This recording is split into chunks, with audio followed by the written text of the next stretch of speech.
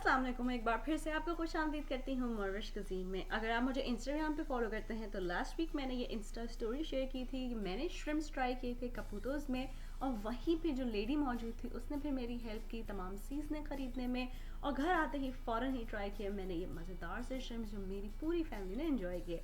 सोचा ये रेसिपी आपके साथ भी शेयर करी जाए। इसका कोई नाम तो फ़िलहाल मुझे पता नहीं है, आप चाहें तो कोई अच्छा सा नाम सजेस्ट कर सकते हैं। हम इसे सीजन श्रिम्प या ग्रिल्ड श्रिम्प भी कह सकते हैं। तो चलिए जल्दी से बनाते हैं श्रिम्प्स।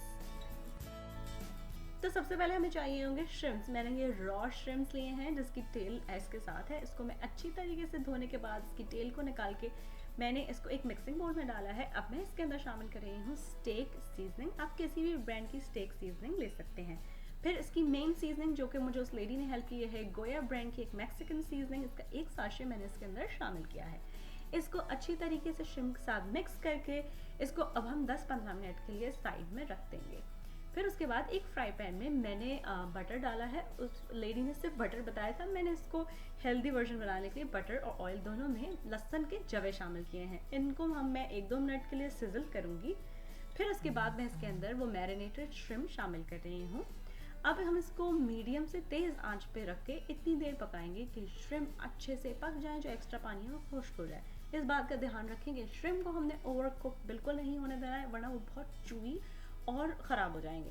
तो जैसे ही श्रिम्प पक जाएंगे ये डिश हमारी तैयार हो जाएगी। जी हाँ, ये इतनी ही ईजी, इतनी ही कम इंग्रेडिएंट्स के साथ बनने वाली मज़ेदार सी श्रिम्प की डिश है। आप चाहें तो fried rice, garlic fried rice, और मैंने इसके साथ वेजिटेबल चाउमीन बना के इसको सर्व किया है।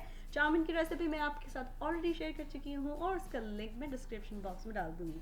तो देखा आपने मैं क्यों इतना एक्साइटेड थी, और बिलीव मी ये इतने मज़े के बने कि इनको सब ने बहुत इन्जॉय किया। अगर आप भी इस रेसिपी को ट्राई करें तो प्लीज़ मुझे ज़रूर बताइए कि ये आपके पास कैसी बनी। कुछ और सीखना चाहते हैं तो वो भी ज़रूर बताइए। मेरी रेसिपीज़ को पसंद करने का और उनको सराहने का बहुत शुक्रिया।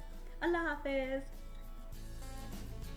अगर आपको ये रेसिपी अच्छी लगी तो इन लिंक्स पे ज़रूर क्लिक कीजिए ऐसी और बहुत सी मज़ेदार रेसिपीज़ के लिए।